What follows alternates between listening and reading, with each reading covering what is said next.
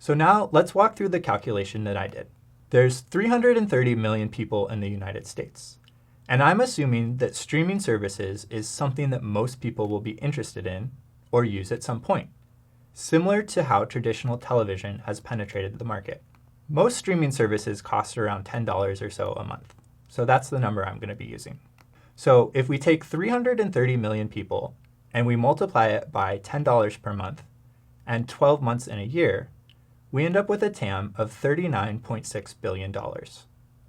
So let's refine this a little bit though. Streaming services are generally sold and shared within a household, not to individual people, similar to how a cable TV subscription would work. So there's roughly 130 million households in the US. The $10 per month price point will stay the same. But if we update the equation to use 130 million households at $10 per month and 12 months in a year, we end up with a TAM of $15.6 billion. How did these numbers compare to the ones that you calculated?